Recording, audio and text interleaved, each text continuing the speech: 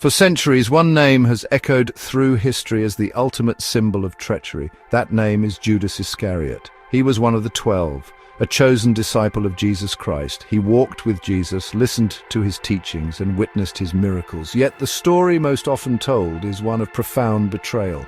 It is a stark narrative, painted in undeniable shades of black and white. This traditional view casts Judas as a man consumed by greed, or perhaps disillusionment, leading him down a path of irreversible infamy. He is the one who sold his master for a mere 30 pieces of silver, a sum that has become synonymous with blood money and deceit throughout the ages. The act itself is chilling in its simplicity and its profound consequences. The Gospels describe how Judas identified Jesus to the authorities with a kiss. This gesture, usually a sign of affection and respect, was twisted into an instrument of betrayal in the Garden of Gethsemane. It was the sign agreed upon with the chief priests and elders. This single act set in motion the events leading directly to Jesus' arrest, trial, and crucifixion. For many, there is no ambiguity here. Judas is the villain of the Passion narrative, a cautionary tale about the corrupting influence of worldly desires and the devastating impact of disloyalty. His actions stand as a stark contrast to the message of love and forgiveness preached by the man who followed. Following the betrayal, the traditional narrative tells us that Judas was overcome with remorse. He attempted to return the silver, proclaiming, "I have sinned, for I have betrayed innocent blood." But his confession was met with indifference by the chief priests. His despair, according to the Gospel of Matthew, led him to take his own life. This tragic end is often seen as divine justice, or at least the inevitable consequence of his terrible deed. His name became so reviled that it was often used as a synonym for traitor. This powerful, straightforward interpretation has shaped Western culture's understanding of Judas for 2 millennia, solidifying his image as the archetypal betrayer, a figure of eternal condemnation. But is the story truly that simple? Or have we over time smoothed over complexities and nuances that might offer a different understanding? The clarity of this traditional view, while compelling, sometimes discourages deeper inquiry. It provides a clear antagonist in a story that is at its heart about profound mysteries of faith, sacrifice, and redemption. To accept this version without question is to perhaps miss a layer of meaning, a possibility that the story of Judas, like many sacred stories, holds more than what appears on the surface. We are often drawn to clear-cut heroes and villains, but human experience and divine narratives are rarely so neatly defined. What if the story of Judas Iscariot is not simply one of human failing, of greed or malice? What if his actions, however dark they appear, were a necessary part of a much larger divine plan? This is a challenging thought, one that asks us to look beyond the immediate horror of betrayal. The idea suggests that Judas was not merely a rogue element, but perhaps an unwilling or even witting participant in the fulfillment of prophecy. Jesus himself spoke of his impending suffering and death, indicating that these events were foreordained. If the crucifixion was a necessary step for the salvation and redemption central to Christian belief, then someone had to set those events in motion.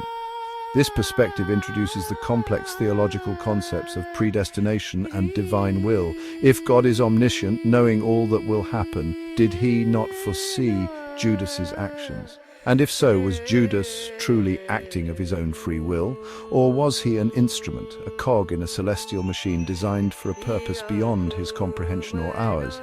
This line of questioning does not necessarily absolve Judas of his actions, but it does complicate the notion of singular blame. It suggests that the narrative of the Passion might be a tapestry woven with threads of human choice and divine intention, inextricably linked. Could it be that Judas's betrayal was the very catalyst required for the ultimate sacrifice? Consider Jesus' own words and actions in the days leading up to his arrest. There are moments in the Gospels that hint at a deeper understanding, perhaps even an acceptance, of Judas's role. When Jesus announced that one of his disciples would betray him, he did not seem surprised, but rather resigned to a known future. He even identified Judas in some accounts, almost prompting him to act. If Jesus knew what was to come, and if his death was essential to his mission as he understood it, then the role of the betrayer becomes paradoxically crucial. This shifts the focus from Judas as a purely malevolent figure to potentially a tragic one, caught in a destiny he could not escape. This re-evaluation is not about excusing betrayal, but about exploring the profound mysteries of faith. It challenges us to consider whether every character in this divine drama, even the one who plays the darkest part, might serve a purpose in the unfolding of a sacred story.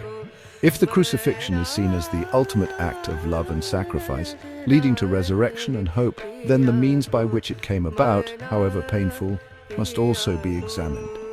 Perhaps Judas's story is less about the perfidy of one man and more about the inscrutable ways in which divine plans are realized, even through human weakness and suffering, pushing us to question the simple labels we often assign. When we turn to the biblical texts themselves, we find passages that can support a more nuanced understanding of Judas's role. For instance, Jesus often spoke of his coming betrayal and death as being in accordance with the Scriptures. In Matthew chapter 26, verse 24, Jesus says, "The Son of Man will go just as it is written about him. But woe to that man by whom the Son of Man is betrayed. It would have been better for him if he had not been born." This statement is heavy with sorrow and inevitability. It acknowledges the fulfillment of prophecy while also lamenting the fate of the one who enacts it, suggesting a complex interplay between divine will and human agency. Another significant moment is found in the Gospel of John. During the Last Supper, after Jesus reveals that one of them will betray him, John chapter 13, verse 27 states, "As soon as Judas took the bread, Satan entered into him. So Jesus told him, 'What you are about to do, do quickly.'" This directive, "What you are about to do, do quickly," is particularly striking. It can be interpreted not merely as permission, but almost as an instruction, a signal that the time has come for the foreordained events to unfold. It implies a level of understanding, perhaps even a somber agreement between Jesus and Judas that transcends a simple narrative of unexpected treachery. The disciples around them did not understand the meaning of Jesus' words to Judas. Furthermore, the very act of Jesus washing Judas's feet along with the other disciples during the Last Supper is profoundly symbolic. This act of ultimate humility and service was extended even to the one he knew would betray him. It speaks volumes about Jesus' message of love and forgiveness, even in the face of imminent suffering caused by one of his own. It raises the question, if Jesus knew of Judas's impending action, why include him in this intimate ritual?